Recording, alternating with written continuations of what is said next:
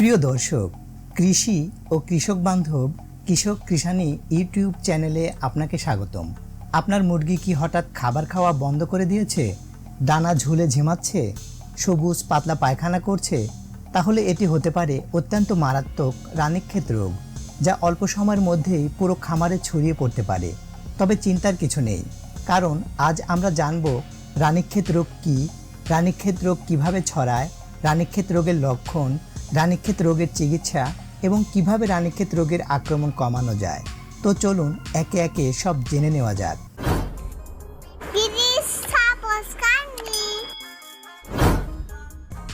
রানীক্ষেত রোগ কী?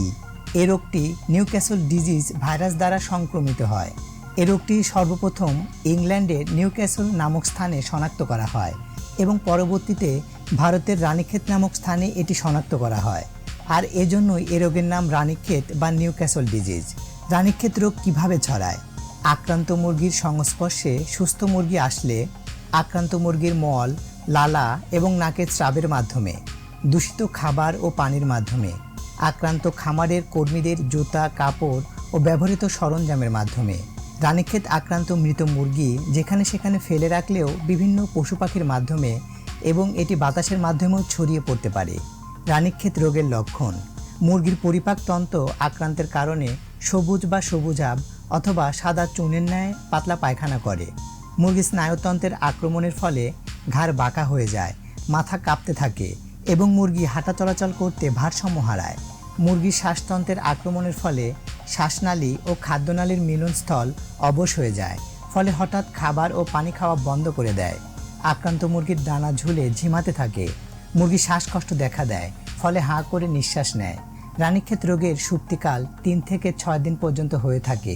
রানীক্ষেত রোগের আক্রমণের ফলে অনেক ক্ষেত্রেই হঠাৎ করেই মুরগি মারা যায়।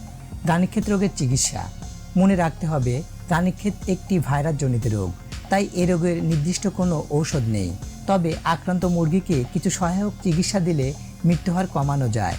যেমন, অসুস্থ মুরগিকে ভালো মুরগি হতে দ্রুত আলাদা করতে হবে, পরিষ্কার ও বিশুদ্ধ পানির সাথে ইলেকট্রোলাইটস দিতে হবে।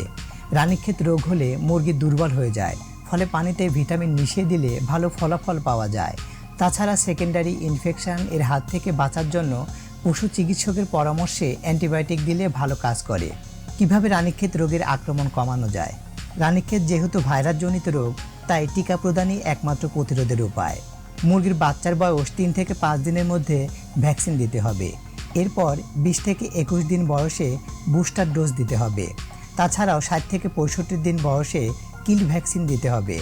রানীক্ষেত রোগের টিকার প্রতিরোধ ক্ষমতা 6 মাস পর্যন্ত বজায় থাকে, তাই দ্বিতীয়বার 6 মাস পর টিকা দিতে হয়।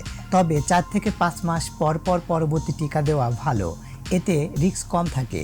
খামারে রোগ দেখা দিলে সুস্থ মুরগিগুলো আলাদা করে টিকা দিতে হবে এবং একজন অভিজ্ঞ পশু চিকিৎসকের পরামর্শ মতে ব্যবস্থা নিতে হবে। যদি এ ব্যাপারে আরও কিছু জানার থাকে তবে কমেন্ট করুন।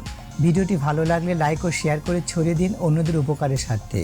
এবং এরকম কৃষি ও খামার বিষয়ক ভিডিওর আপডেট পেতে অবশ্যই চ্যানেলটি সাবস্ক্রাইব করে পাশে থাকা বেল বাটনটি অল করে দিতে ভুলে যাবেন না। ধন্যবাদ।